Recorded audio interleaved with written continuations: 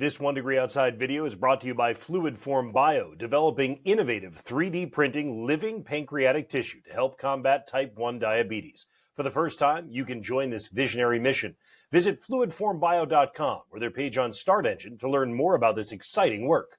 Thursday Insights, Danielle Noyes here for the 1 Degree Outside Weather Network. We're going to cover a lot today, including a warm end to the week tomorrow, running in the 70s. Weekend update, an important one. Admittedly, this weekend forecast has been a little bit tricky. I'll let you know why, how it relates to the upper level pattern, some ups and downs in temperature. Matt talked about that, by the way, on the horizon May monthly forecast. Talked about planting as well. Link it right here at the top. And of course, you can find it on our website and at the top of our app. Want to give a shout out, speaking of planting, to O'Brien's Garden Center in Danvers, Massachusetts, one of our 1 Degree Outside champions, along with Gate City Reflexology and Massage, whole body wellness up in Nashua, New Hampshire. Thank you to everybody who has supported us on Patreon. By the way, 1 Degree Outside enthusiasts, we've got new maps on there. Matt talked about this a couple days ago, all about golf. Discussions 2 times a week, updated maps, including some exclusive stuff, golf ball, roll index, golf playability index. Check it out at patreon.com/1 Degree Outside. All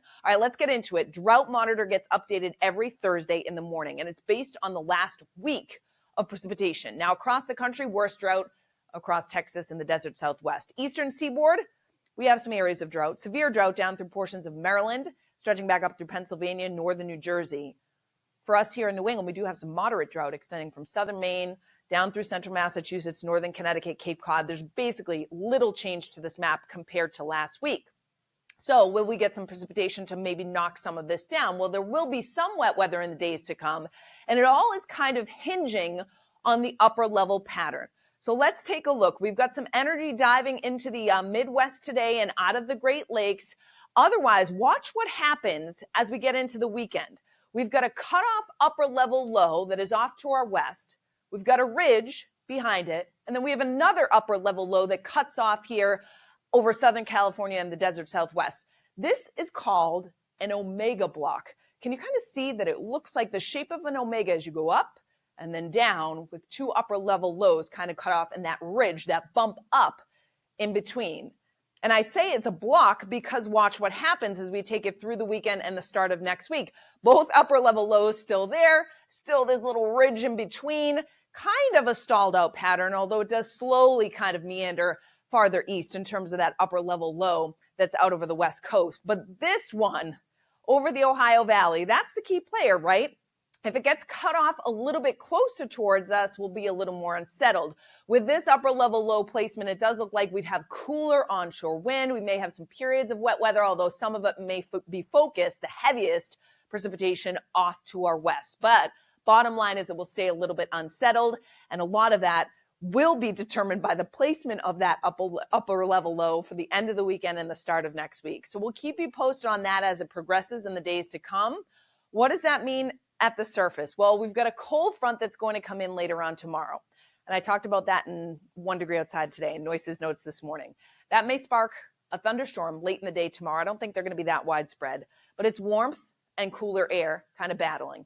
There's also a next area of low pressure that's going to travel right along that front. So heaviest rain from the Ohio Valley down to the Gulf Coast states with some thunderstorms for the day on Saturday. For us, that front slows down and stalls out. And that will also be the key player in determining where we get the steadiest precipitation to set up for the upcoming weekend. The front stalls over us on Saturday, but there's high pressure that's trying to nudge in from Canada. So that's going to battle back here, and that will depend on how much dry air will win out and where the precipitation will set up this weekend. The trend has certainly been to be drying things out somewhat in terms of not having a washout both weekend days. So let's time things out. Tomorrow, threat for a thunderstorm is greatest in western New England, maybe a brief downpour and some lightning, brief gusty wind. I don't think it's going to be that widespread, but we are getting to that time of the year when you want to have our app notifications turned on in cases if your thunderstorm warning is issued or if you want to check the interactive radar. Otherwise, Saturday, look at this, starting dry for many of us.